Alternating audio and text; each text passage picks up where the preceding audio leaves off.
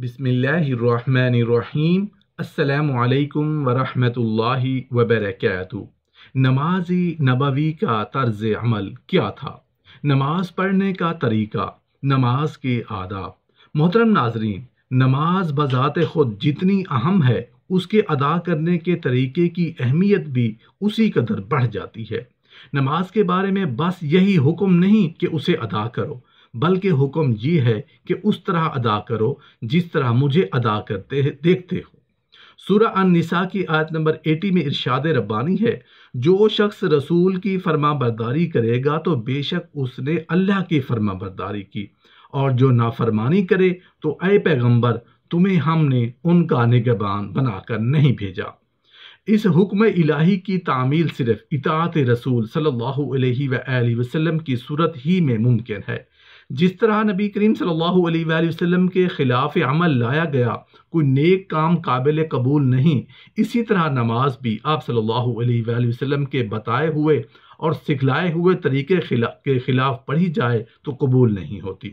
نماز پر ہی بس نہیں بلکہ خلاف پیغمبر چلنے والا کوئی بھی شخص کبھی منزل مقصود اور گوہر مطلوب کو نہیں پا سکتا، مگر اس کے برعکس ہماری نمازوں کا عالم یہ ہوتا ہے کہ ہم نے کبھی یہ زحمت ہی گوارا نہیں کی کہ ہمارے رسول صلی اللہ علیہ وآلہ وسلم نے اس کا کیا طریقہ بتایا ہے تاکہ ہم وہ سیکھیں اور اس طریقے سے پڑھیں، اور نبی کریم صلی اللہ علیہ وآلہ وسلم کے نماز سے متعلقہ ارشادات کا خود مطالعہ کر کے اپنی نمازوں کا ان سے موازنہ کریں، بلکہ ہمارا سارے کا سارا انحصار اپنے ماں باپ، پھوپھی، دادی کی نمازوں کی نقل اتارنے میں ہوتا ہے۔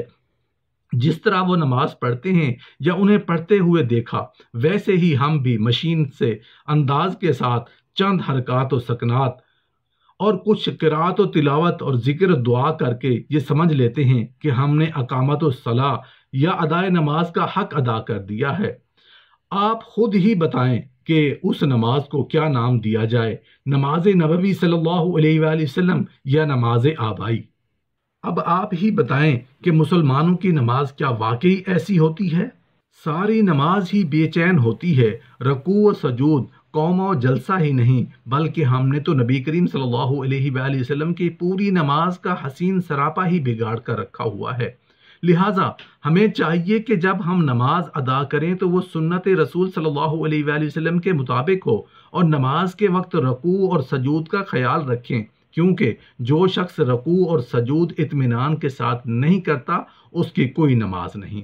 حضرت ابو ہریرہ رضی اللہ عنہ فرماتے ہیں کہ میرے خلیل صلی اللہ علیہ وآلہ وسلم نے مجھے اس بات سے منع فرمایا کہ نماز میں مرغ کی طرح ٹھونگے ماروں۔ مستدرک حاکم میں حضرت عبد الرحمن بن شبر رضی اللہ عنہ سے مروی ہے کہ نبی کریم صلی اللہ علیہ وآلہ وسلم نے کوے کی طرح ٹھونگے مارنے سے منع فرمایا ہے۔ ایسے نمازی کو نماز کا بدترین چور کہا گیا ہے جو نماز کو چوری کرتا ہے۔ صحابہ کرام رضی اللہ عنہم نے پوچھا، اے اللہ کے رسول صلی اللہ علیہ وآلہ وسلم، نماز کی چوری کیسی ہے؟ تو آپ صلی اللہ علیہ وآلہ وسلم نے فرمایا، نماز کا رکوع و سجود پوری طرح ادا نہ کرنا نماز کی چوری ہے، لہٰذا رکوع و سجود خوب اطمینان سے ادا کرنے چاہیے۔ سورہ البقرہ کی آیت نمبر 333 میں ارشاد الہی ہے، اللہ تعالیٰ توبہ کرنے والوں اور پاک صاف رہنے والوں کو دوست رکھتا ہے۔ سورہ المدثر کی آیت نمبر 4 میں فرمان الہی ہے، اور اپنے کپڑوں کو پاک رکھو، لہٰذا نماز کے لیے سب سے پہلا عمل طہارت کا ہونا واجب ہے، یعنی غسل یا وضو سے طہارت حاصل کریں، جسم اور کپڑے پاک صاف ہوں، نیت خالص ہو، چونکہ ہر قسم کی عبادت کے لیے نیت کا ہونا ضروری ہے، اور طہارت بھی ایک عبادت ہے، لہٰذا اس کے لیے بھی نیت کا ہونا ضروری ہے، مگر واضح رہے کہ نیت کا تعلق دل سے ہے، یعنی غسل و وضو اور نماز فرض ہو یا نفل، ارادہ یعنی نیت دل ہی میں کرے اور زبان سے الفاظ ادا کرنے والے بسم اللہ کے ہوں، اور یہ بھی صحیح اور افضل عمل ہے۔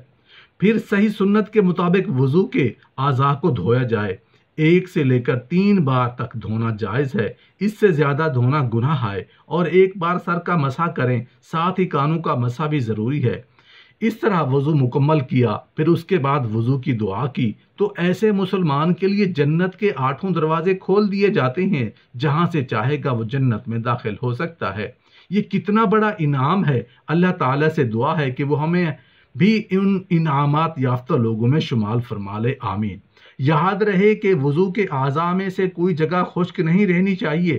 اگر ناخن جتنی جگہ بھی خشک رہ گئی تو اس کا وضو مکمل نہیں ہوگا، اگر وضو نہیں تو نماز ہی نہیں ہوگی۔